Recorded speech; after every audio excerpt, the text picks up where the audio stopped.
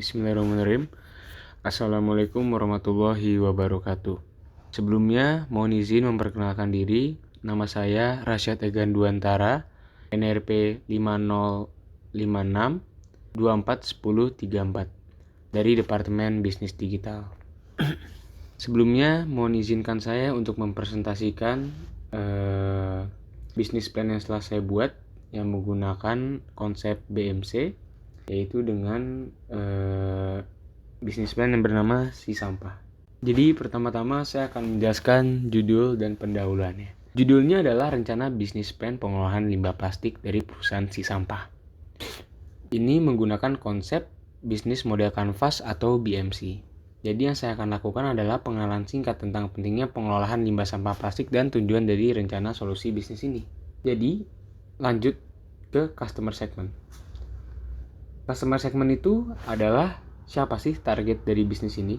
Jadi target bisnis ini adalah rumah tangga atau individu, perusahaan dan industri yang menghasilkan limbah plastik, retail dan supermarket yang kebanyakan menggunakan kemasan plastik, serta pemerintah lokal. Kedua, ada value proposition atau proporsi nilai. Jadi, apa sih nilai unik yang ditawarkan kepada pelanggan-pelanggan kita? Contohnya ada pengurangan dampak lingkungan, peningkatan efisiensi pengolahan, terus menghasilkan produk daur ulang yang berkualitas, dan yang paling penting adalah memenuhi regulasi lingkungan untuk mematuhi peraturan. Yang ketiga, ada channel. Jadi maksud dari channel ini adalah gimana sih cara bisnis kita ini menjangkau pelanggan. Jadi cara bisnis kita untuk menjangkau pelanggan itu adalah dari website, platform-platform digital, terus ada juga dengan kolaborasi dengan pemerintahan, terus ada kampanye besar atau kampanye kecil, dan ada juga dari media sosial, kemitraan industri, dan ada banyak lagi sebenarnya. Terus kita menuju yang keempat, yaitu customer relationship atau hubungan pelanggan. Maksud dari hubungan pelanggan ini adalah bagaimana bisnis akan membangun dan mempertahankan hubungan pelanggan. Jadi caranya adalah layanan pelanggan yang proaktif. Yang dimaksud itu adalah kita jika pelanggan bertanya, kita memberikan konsultasi dan dukungan yang kencang, yang kuat. Kedua, kita membuat program edukasi dan pelatihan untuk masyarakat. Ketiga, ada program loyalitas untuk pelanggan-pelanggan setia kita agar mereka tetap beli lagi di kita. Dan keempat, ada feedback atau sistem untuk kita tahu pendapat pelanggan terhadap produk kita. Dan kelima, ada revenue stream atau sumber pendapatan, yang artinya dari mana sih kita mendapatkan bisnis ini berasal, dari mana pendapatan bisnis ini berasal. Jadi yang pertama, dari biaya langganan pengelolaan limbah. Jadi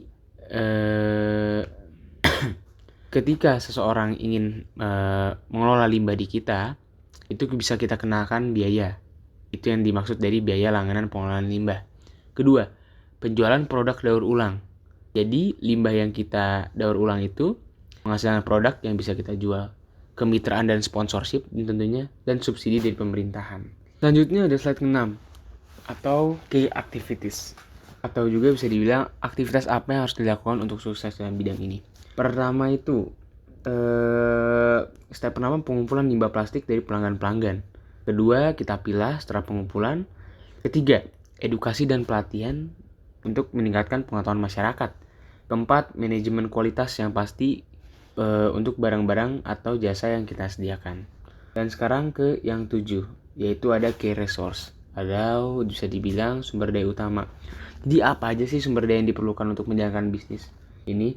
Pertama ada teknologi pengolahan seperti mesin dan peralatan. Terus kedua ada tenaga kerja. Dan yang penting itu harus terampil dan harus bisa mengerti tentang pengolahan daur ulang sampah plastik ini. Kemudian ada jaringan pemasok atau bisa dibilang sama dengan mirip dengan yang slide pertama tadi. Kedua ada platform digital untuk memasarkan. Lanjut ke yang 8 ini ada key partners atau kemitraan kunci. Jadi siapa sih mitra kunci dalam perusahaan ini? Pertama adalah perusahaan daur ulang.